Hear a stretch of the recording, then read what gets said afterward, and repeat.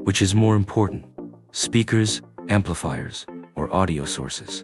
As we know, a hi-fi stereo audio system for music listening consists of three main products: the speaker, the amplifier, and the audio source equipment. If we break them down into percentages, we can assess their contribution to good sound as follows: speakers, 50%, amplifiers, 30%, audio source equipment, 20%. Some people may object, believing that the source of the sound is the most important factor because it determines everything. If the source is not good, then everything else will also be lacking. When purchasing a sound system, you often encounter various issues. The salesperson who sells cables usually claims they are crucial. If the high and low frequencies are inadequate, consider replacing them with premium audiophile cables.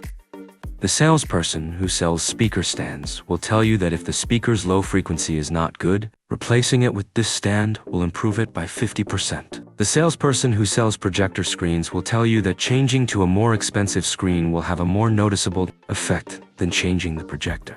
These are all tactics used in commercial sales. From a scientific point of view, in a home audio system, the speaker exhibits the highest distortion, followed by the amplifier, the sound source, and the wiring cable. Different speakers use various cone materials, and how their cabinets are built can lead to unique frequency responses and sound qualities. This means each speaker has a unique character. This difference reflects the unique characteristics of each person's vocal cords. You can identify this person by the sound of their voice.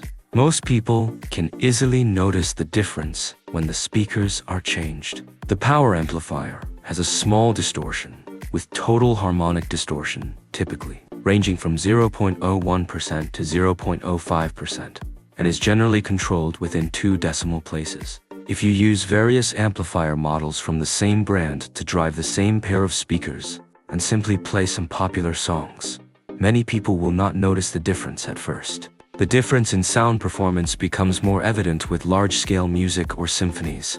For example, let's look at Japanese brand AV receivers priced between $500 and $3,000. Within this price range, the differences in mid and high-frequency sound quality are minimal. The main distinction lies in the control of low frequencies.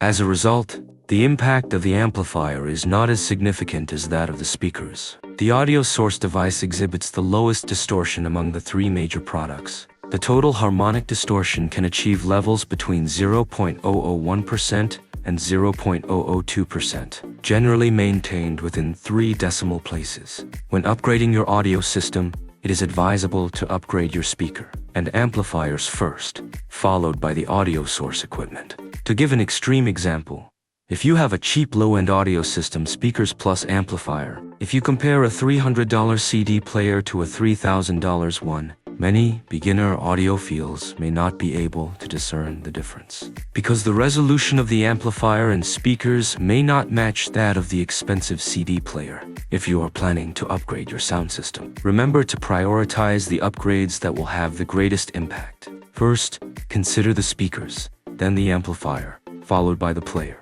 and lastly, the cables, stands, and other accessories. Do not waste money on accessories if your speakers, amplifiers, and audio source equipment are not up to standard. That's all for this time. We hope you have a great time. Welcome to our Aperion University series. Here, we'll break down the basics of acoustics in an easy-to-understand way. We trust that this will be useful for you. If you appreciate our content, please consider following us